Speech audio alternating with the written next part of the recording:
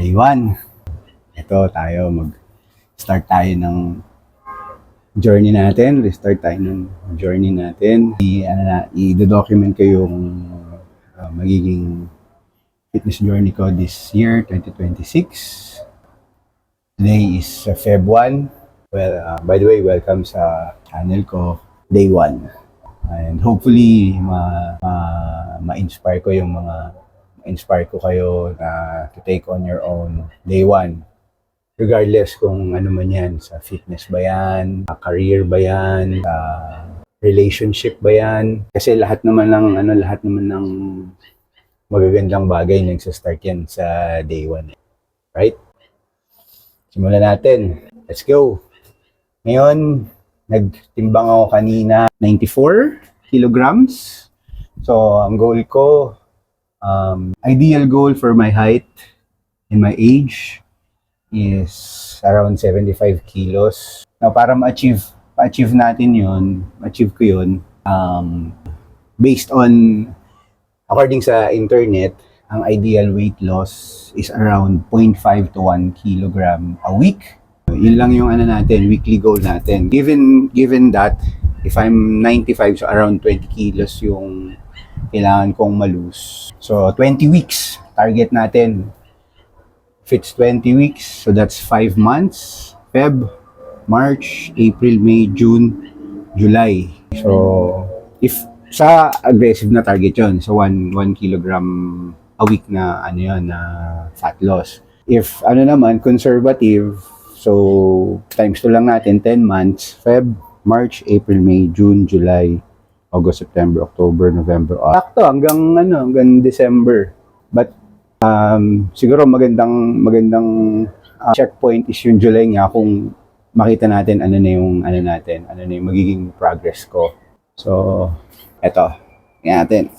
Ano ba itsura ko ngayon?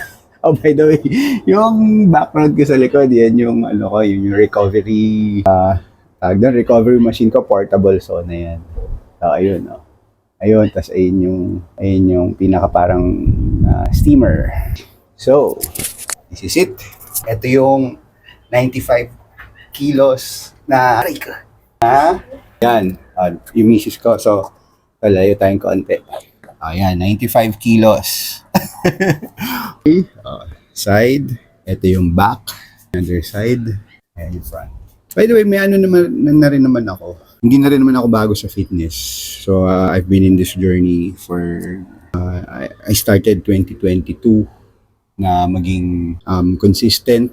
So, August of 2022 or July of 2022,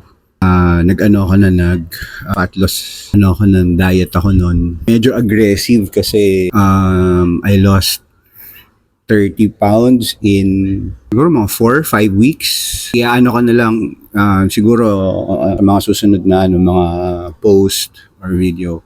Kaya ko na lang din siguro yung parang mga backstory ko. Kaya rin nga, so bumagsak yung umayat ako, na-achieve ko weight loss, pero hindi yun yung gusto kong hindi yun yung gusto ko na look. Siyempre gusto natin yung yung parang beach body, aesthetic, kumbaga, di ba? So, bumagsak yung katawan ko nun. As in, skinny fat yung naging itsura ko. And yun nga, dahil doon, nag-rebound din ako kasi nga sobrang bilis nung bagsak ng timbang ko. Nag-rebound din ako na, kumbaga parang unknowingly. Kumbaga kasi yung katawan natin, gusto niyan nasa state tayo ng homeostasis laging on balance yan. Siyempre, so, yun nga, sobrang bilis ng parang na-alarma yung sistema ko. And unconsciously, unti-unti, bumalik din yung by end of bago matapos yung 2022 noong December, okay pa naman, siguro bumalik mga 15 pounds. Tapos, ayun, yun yung storya yung storya ng fitness ko 2023. Consistent naman ako sa mga workouts, kaso nga lang, sabi nga nila, you cannot out-train a bad diet. So, 2023, consistently working out, pero hindi ko yung nutrition ko.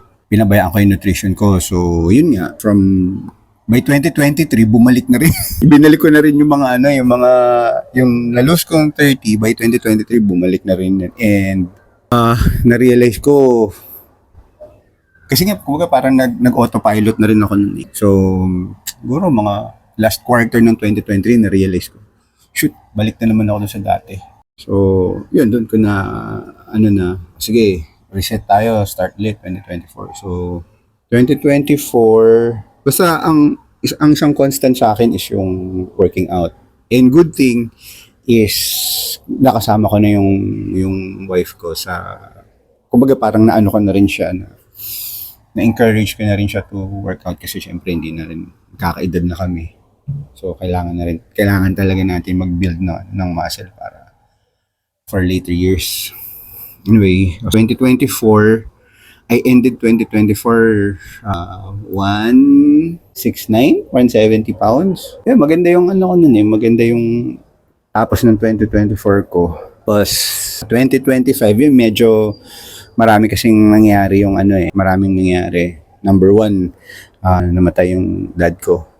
So kumbaga parang binigyan ko na excuse yung sarili ko na, okay lang yan, wag mong anihin mo na yung ka muna, kumbaga parang magluksa ka muna. Hindi yung 2025 ko kasi, kumbaga dahil nga doon, dahil sa ganung kumbaga parang na-condition ako na, sige, kainin ko lang gusto ko, basta consistent lang ako mag-workout. Yan. So, eto na ngayon, natapos yung 2025 na. Yun na. So, kainan season na rin naman. So, ayun nga. Wala na. Kumbaga, nag-let go na ako totally. Hindi ko na na-salvage yung 2025 ko. Tapos, ito na tayo ngayon. 2026. Yun nga. Day 1 ulit. Okay lang yan. Basta ang importante, we get back on our feet. Di ba? Start ulit tayo. Pero yun nga, ngayon medyo maganda yung mental space ko. Bali, i-cover natin training, nutrition, recovery. Doon lang naman Doon lang naman iikot yan eh. Especially at my age, mas na tayo, kumbaga, mas na ako sa recovery.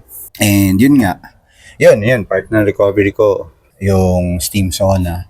And napansin ko, napapabilis na mabilis niyang yung soreness. Hindi ko alam kung ba yun, yun talaga yung effect niya or ba. Parang, basta ang ko is, yun yung napansin ko na effect sa akin ng nitong ginagawa kong sauna. At least, every weekends, starting Friday night, Saturday night, yan, nag-steam sauna ako for 15 minutes every night. Pakiramdam ko, nakakatulong naman sa recovery. Yan, tuloy-tuloy lang din yun. Ano pa ba yung mga i-cover natin? Kasi yun, pakikita ko din yung workouts. From time to time, magpo-post ako ng mga workouts na ginagawa ko. Yung mga meals. Yan. Samahan niyo ako dito sa journey ko na to. And hopefully, may makakuha kayo ng mga 1 or 2 bits of information na pwede nyong i-apply. Hindi lang sa fitness, kundi sa ibang aspect ng ng buhay natin.